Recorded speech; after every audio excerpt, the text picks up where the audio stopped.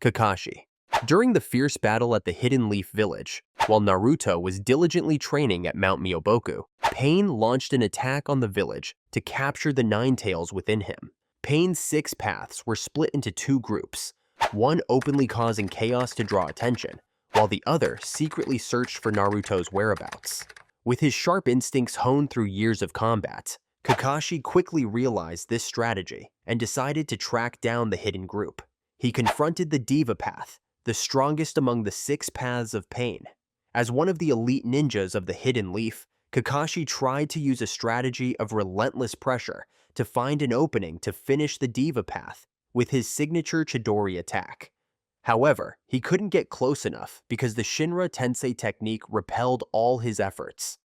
Fortunately, Choza and Choji Akamichi arrived just in time to assist. With his keen insight, Kakashi discovered the critical weakness in the Deva Path's jutsu, a 5-second interval between uses. Seizing the opportunity, he quickly devised a bold plan: trap the enemy with chains at their feet and coordinate an attack with Choza and Choji from both sides.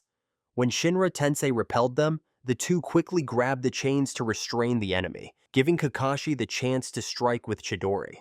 However, the Asura Path sacrificed itself as a shield, allowing the Deva Path enough time to counterattack and defeat the entire group. Kakashi was buried waist-deep in rubble, completely immobilized. The Deva Path, unwilling to leave any threats behind, shot a nail directly at his head. It seemed like this was the end for Kakashi, but he managed to use Kamui at the last second to warp the nail away, feigning death to make Pain lower his guard. When Choji regained consciousness, even though Kakashi was almost out of chakra, he still managed to instruct Choji to report the critical information about the Deva Path's abilities to Tsunade. In a desperate moment, when the Asura Path launched a missile at Choji, Kakashi, without hesitation, used the last of his chakra to activate Kamui one final time to save him, fully aware that this would exhaust him completely and bring his life to an end. Kakashi's death was truly shocking. A calm and compassionate figure, closely tied to Team 7 from the beginning of the story, and one of the most beloved ninjas in the series, passed away in a manner somewhat reminiscent of his father, who once sacrificed a mission to save his comrades, and later took his own life under the weight of public pressure. When Naruto returned after completing his Sage Mode training, with his newfound ability to sense everyone's chakra, he couldn't detect any signs of life from his teacher. Although he had already feared the worst when he asked Tsunade about Kakashi's whereabouts and was met with a meaningful silence, Naruto didn't say anything further. It was like a part of him died inside. However, this death wasn't the end. Later on, Kakashi was resurrected by Nagato, and, well, he had some father issues. During the time he was dead, Kakashi and his dad had the chance to reunite in the afterlife. They had some very honest conversations, finally addressing and resolving the misunderstandings of the past. Zabuza and Haku. Zabuza and Haku were not biological siblings, but were bound by a deep connection. Haku, an orphan with the fearsome ability to manipulate ice, had been shunned and even hunted by society because of his powers. In his darkest days, fate led him to meet Zabuza, one of the 7 swordsmen of the mist, who saw in Haku not just a boy, but someone with great potential. Initially, Zabuza took Haku under his wing for selfish reasons, intending to use his power for his own gain. However, for Haku, Zabuza was the first person to acknowledge his existence, becoming a beacon of light in his life. As a result, Haku devoted himself completely, admiring and revering Zabuza. Zabuza's cold and emotionless nature was shaped by his past. During the graduation exam in the village hidden in the mist, students were forced to kill each other to pass the final test. Zabuza earned the title of Demon after slaughtering 100 of his classmates, friends he had trained and played with for years. This trauma and burden haunted Zabuza throughout his life, making him believe he was nothing more than a disposable tool. While Haku saw Zabuza as a revered and beloved older brother, Zabuza viewed Haku merely as a useful weapon, a powerful tool for killing. They met a tragic fate in their battle against Team 7 on the Great Naruto Bridge. Haku died at the hands of Kakashi's Chidori, an unexpected death as he rushed to protect Zabuza. Until his last moments, Haku smiled, happy that he could give his life to protect his beloved brother, his eyes wide open. Kakashi was the one who gently closed Haku's eyes.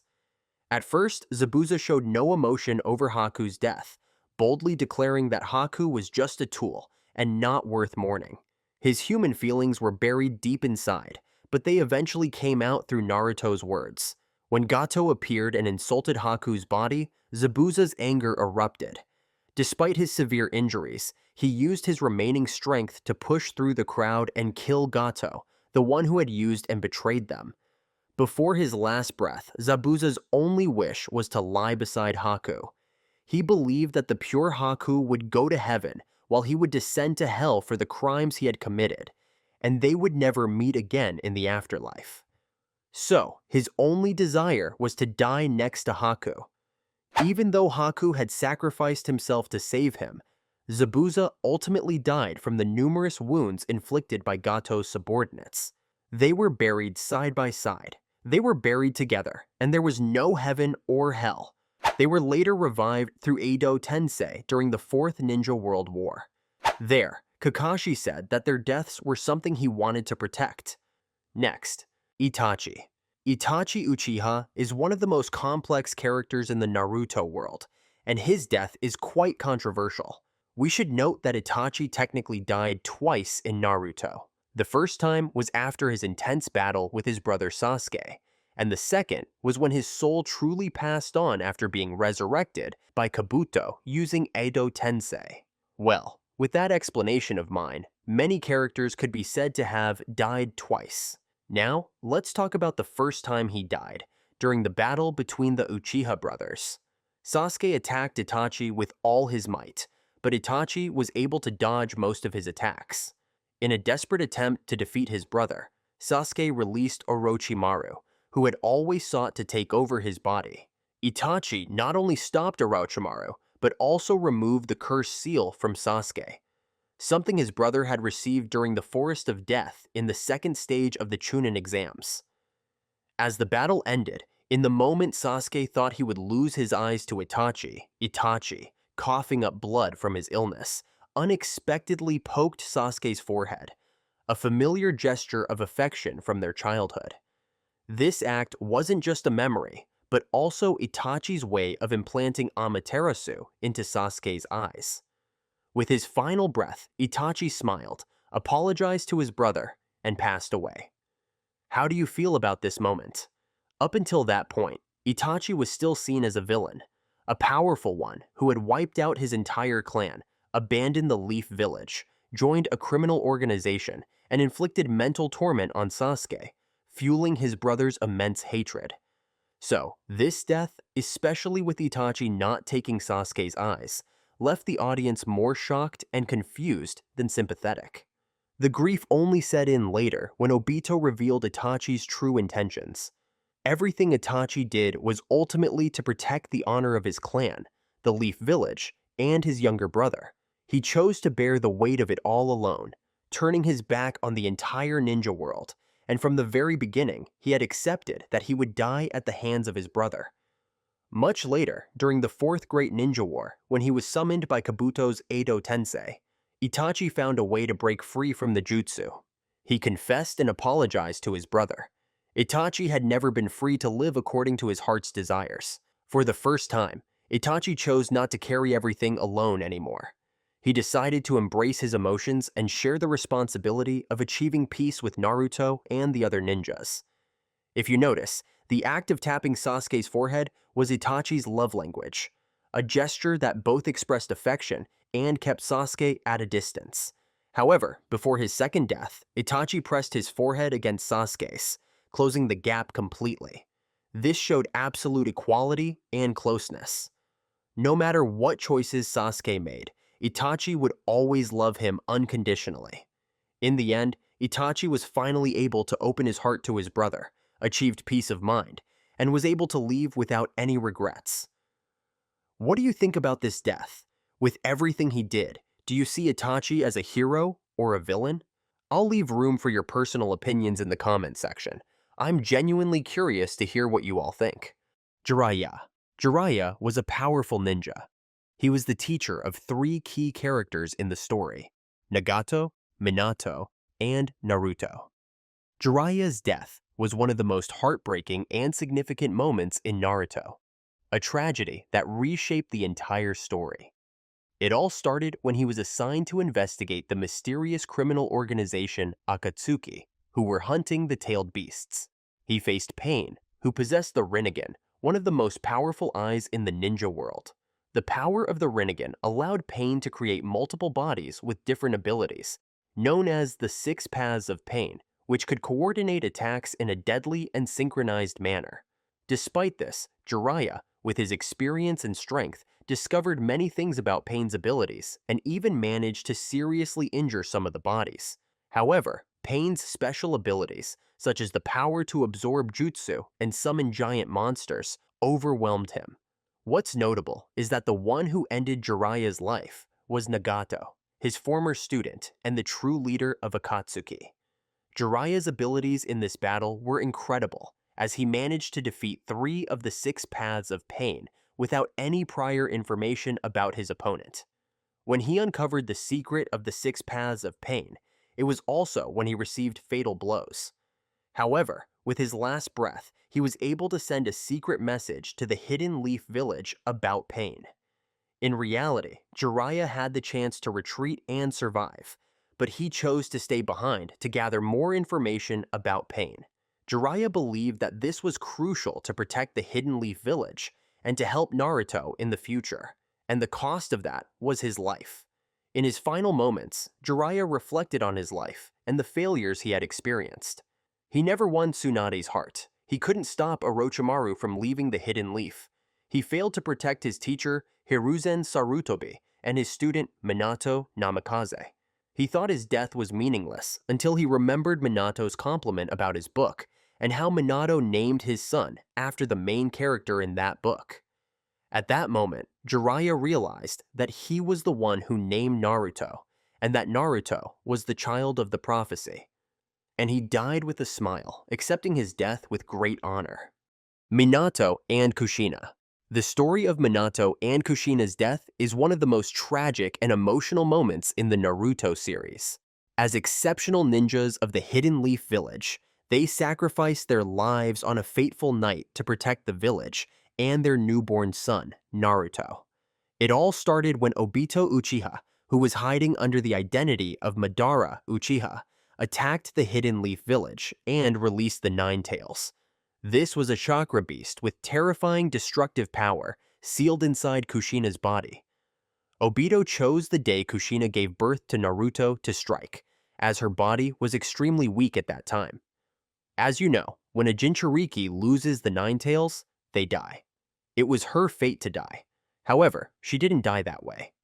Minato decided to use the Reaper Death Seal to weaken the Nine Tails, sealing half of the beast inside himself and the other half into his son. Well, when you use the Reaper Death Seal, you must die. But that wasn't how he died. In a moment when the chains loosened, Kurama was about to kill Naruto with its claws, and the two parents, about to die, rushed in to protect their son. That's how they died. Naruto's birthday is also the day of his parents' death anniversary. Well, maybe those who have families will understand the death of his parents the most. A child, the son of great shinobis, had to live through very difficult days afterward. But the parents, who could not care for and raise their child, also suffered deeply. They entrusted all their hopes for Naruto in those final moments, but at that time, the boy just couldn't understand. Neji Hyuga's death is one of the most controversial deaths. During the Fourth Great Ninja War, in a critical situation when the Ten Tails was relentlessly attacking, Neji and Hinata's father, Hiyashi, had to separate to protect their other allies. In a moment, the Ten Tails shot a barrage of wooden spikes directly at Naruto. Without hesitation, Hinata rushed in to protect the one she loved, but at that moment, Neji appeared in time and used his own body as a shield, taking all the deadly blows. His body was pierced, turning into a mass of wounds. Even though Naruto shouted for medical ninjas, Neji knew that his injuries were too severe to be saved. In his final moments, he collapsed on Naruto's shoulder and told his close friend not to risk his life anymore, because now Naruto had a responsibility not only for himself, but for many others, especially Hinata. Well, let's not forget, he could use the healing jutsu, a perfect 360-degree defensive technique. Yet, he still died. We could explain that he fought until his eyes were too tired, and earlier, he even mistook Kiba for Akamaru, so he no longer had the strength left. Looking back at Neji Hyuga's journey in Naruto, it's hard not to feel a deep sense of regret. He is one of the most well-developed characters in the early parts of the story, with a tragic and profound past. As a rare genius of the Hyuga clan, fate had him born into the branch family, where every member has the slave seal on their forehead and is tasked with sacrificing themselves to protect the main family. Neji was talented, proud, but also full of contradictions and pain, making him a character full of potential to explore. However, it is unfortunate that after this, Kishimoto seemed to forget about Neji for almost 500 chapters, and when this character returned, it was to die, an ostensibly noble death, but one filled with the bitter taste of fate. He willingly sacrificed himself to protect Naruto and a member of the main family, using the same slave seal on his forehead that he once fiercely rebelled against. His death was greater than just completing the life of a branch family member. But clearly, this was a regrettable waste in terms of character development. Neji deserved more than that, not just a death to move the plot forward. He should have been developed further, given the chance to truly break free from his destiny, rather than die in accordance with it. This may be one of Kishimoto's most controversial decisions in handling the supporting characters in the Naruto series. Konan. Konan, also known as the Paper Angel, is a gentle, caring, and considerate person toward her friends. After Nagato's sacrifice and his salvation by Naruto, Konan decided to leave the Akatsuki organization and return to the Hidden Rain Village, the home where she, Nagato, and Yahiko had once sworn to bring peace. She was prepared to face Tobi, who at that time claimed to be Madara Uchiha, as he sought to take Nagato's Rinnegan from his corpse. As the only surviving member of the trio of orphan children, Konan was determined to protect the last legacy of her fallen friend. She prepared 600 billion paper bombs, disguising them as an ocean just to kill one person. Konan was not just as delicate as a paper flower. She had carefully planned to counter Tobi's otherwise invulnerable technique. In that moment, she almost succeeded in destroying one of the strongest characters in the series. However, she was unaware of Izanagi. Tobi used this technique to escape death, and in the end, she was defeated by Obito. Well, so the trio, Konan, Yahiko, and Nagato, are all dead. Afterward, their spirits, along with Jiraiya's, gathered in their old home, the place with their most cherished memories. In the end, they all died for their ideals. It's a beautiful ending in its own way, but if she had been able to live, perhaps she would have had the chance to witness the peace, the very thing they all fought for. Asuma. In the entire Naruto series, Asuma Sarutobi's death is probably one of the most bitter moments, not because it was grand or tragic, but because of how painfully realistic it was.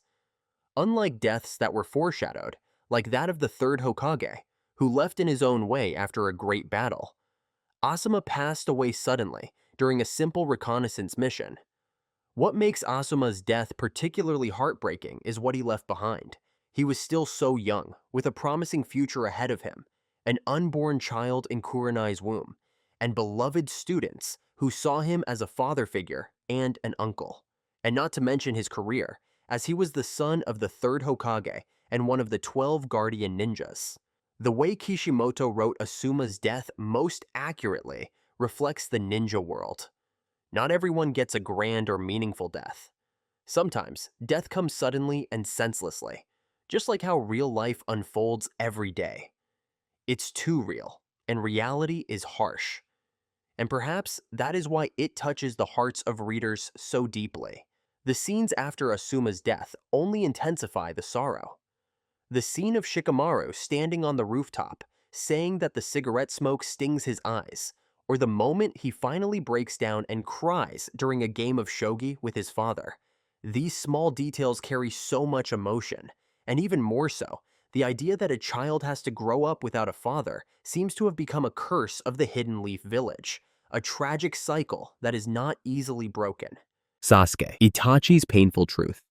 Sasuke Uchiha was a soul bound to tragedy from the moment he was a child. But out of all the pain he endured, nothing could compare to the shock of learning the truth about Itachi. Why? Because Sasuke's entire journey was built on suffering. At just 7 years old, he witnessed the fall of the mighty Uchiha clan in a single night. From that moment, he lived like a shadow of himself, with only one purpose: revenge. He gave up everything: his friendship with Naruto, the warmth of Team 7, the peace of the Leaf Village, just to gain the power to kill Itachi. Every step he took was for that one goal. And when he finally did it, in their deadly battle at the hidden Uchiha hideout, Sasuke thought his pain would end. But then, Tobi said no. The moment Tobi revealed the truth, Sasuke's soul completely shattered. Just imagine, after dedicating your entire life, every ounce of your strength, every thought in your mind, to killing someone, only to find out that person sacrificed everything: his honor, his future, his happiness, even his own life, just to protect you. Sasuke finally realized that he had killed the only person who had ever loved him unconditionally. His Mangekyo awakened. It was the feeling of watching his entire life turn upside down in a single moment, realizing that everything he had lived and fought for was built on a lie. He no longer belonged anywhere. After losing all faith in the world, he lost his sense of purpose, the identity he had built for years, and even the ability to tell right from wrong. The truth about Itachi changed him completely. The hatred in Sasuke's heart shifted, no longer aimed at Itachi, but at the Leaf Village, the ones who had forced his brother into an impossible choice. And with that, we saw a completely different Sasuke, one consumed by revenge, determined to destroy the Leaf Village to avenge Itachi and the Uchiha clan. Interesting, right?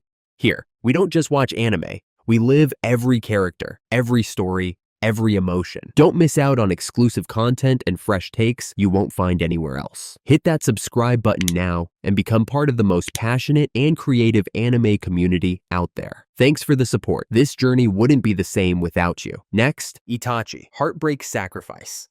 In the world of Naruto, many characters have suffered pain and loss, but none quite like Itachi. His hands were stained with blood, not out of hatred or a thirst for power, but out of the deepest love. His greatest pain was that fateful night when he was forced to kill his own parents and leave Sasuke behind, burdened with hatred. At just 13 years old, Itachi had to choose: his clan or the Leaf Village and Sasuke. This wasn't a choice between right and wrong, it was a choice between two tragedies. Unlike other heroes in Naruto who found a third path, Itachi had no such option. With the help of Obito, who posed as Madara at the time, he accepted the cruelest mission of all, slaughtering his own clan and branding himself as a villain forever. The moment Itachi faced his parents on the night of the massacre was the most painful of all. Fugaku and Makoto Uchiha didn't fight back. They simply sat in the dark, accepting their fate. But an even greater pain came right after, when little Sasuke ran home and saw his brother. Facing his younger brother's innocent, terrified eyes, Itachi had no choice but to play the villain. He spoke cruel lies,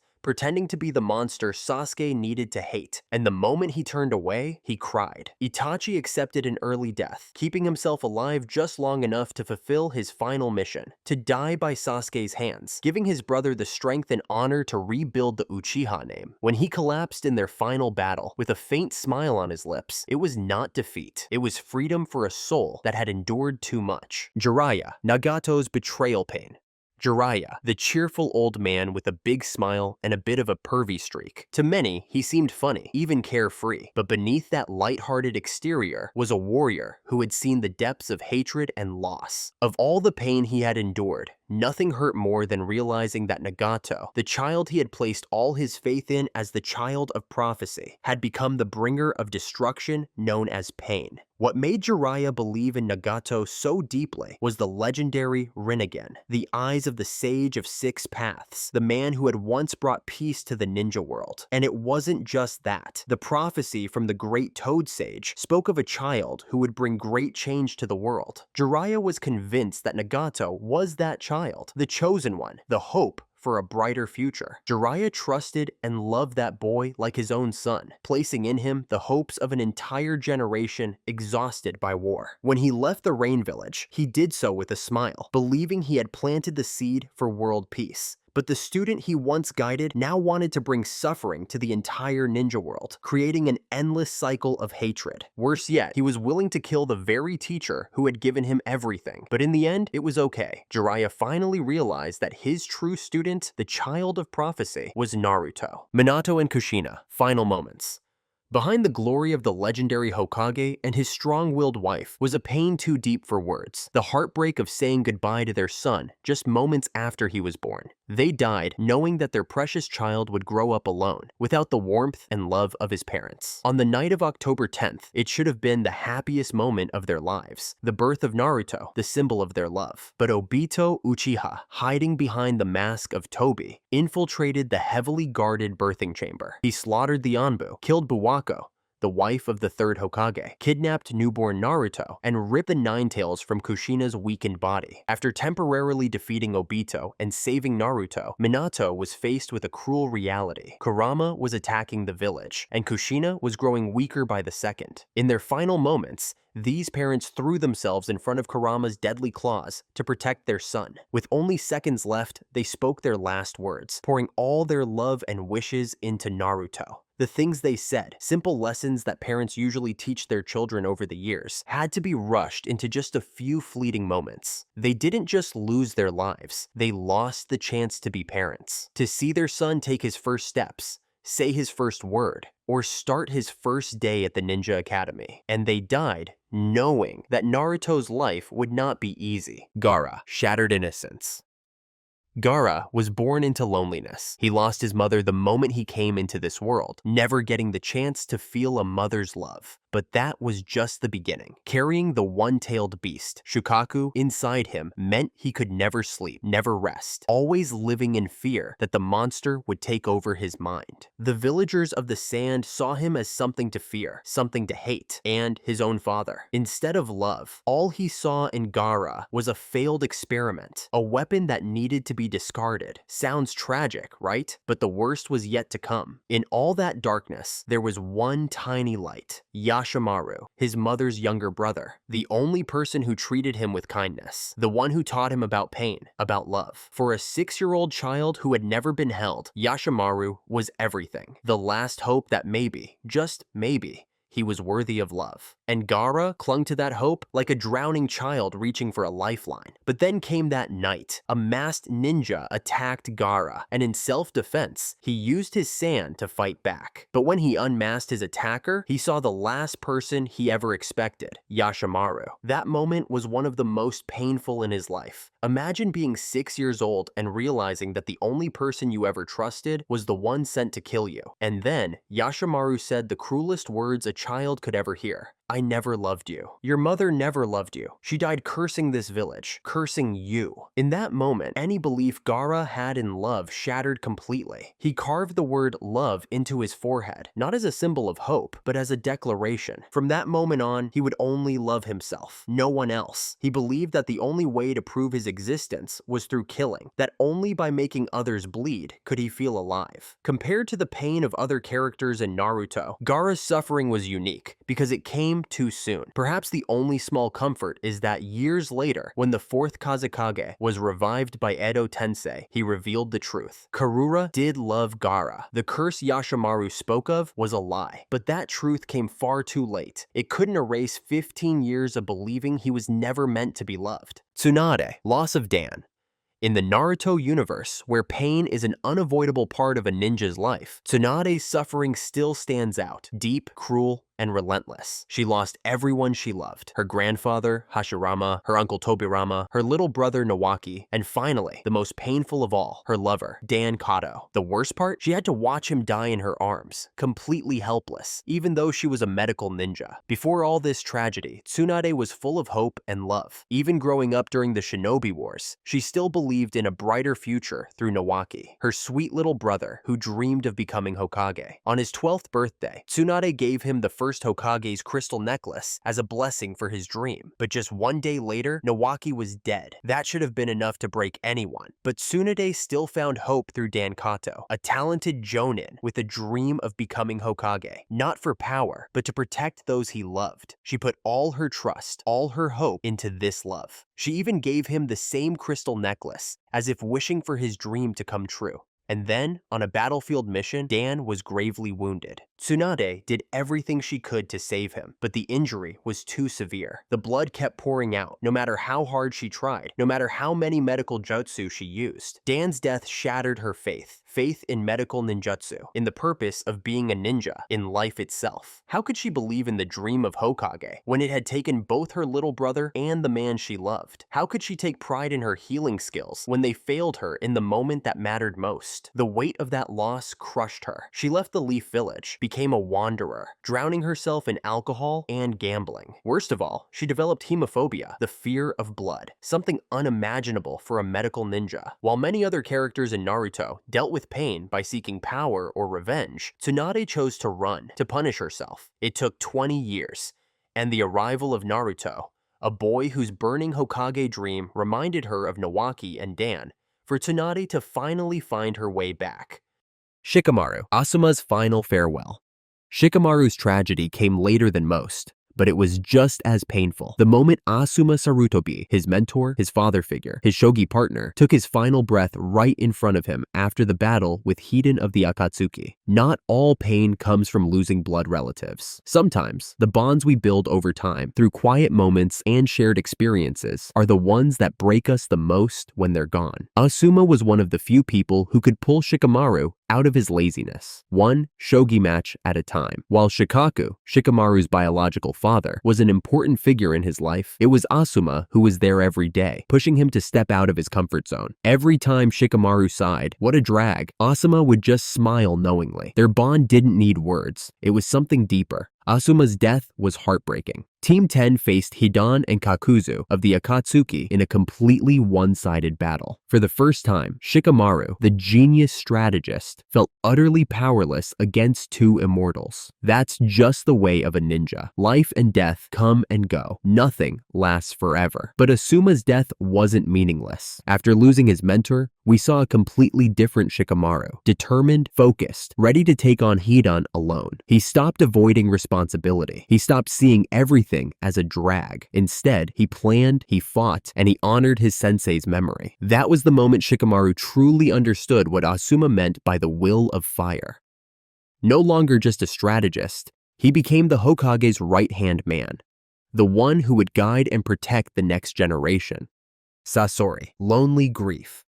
Born during wartime, Sasori lost both his parents at a very young age. They were killed in battle by the White Fang of Konoha. He was raised by his grandmother, Chiyo, a master of puppet jutsu from the hidden sand village. But no amount of care could fill the emptiness left by his parents' deaths. This is a side of Sasori's pain that many overlook. Unlike Naruto, who never knew his parents, and unlike Sasuke, who had clear memories of his family, Sasori was trapped in a vague longing, enough to crave, but never enough to soothe. Lost in his loneliness, he turned to puppetry as a way to escape reality. His first two creations? Puppets modeled after his parents. His desperate attempt to bring back what was taken from him. But wood is just wood. When Sasori made them embrace him, they collapsed in his arms. In the end, when Sasori faced Sakura and Biyo in a life or death battle, he revealed his true heart, both literally and figuratively. He allowed Chiyo to use the very same parent puppets to defeat him. He stood still as their blades pierced his chest,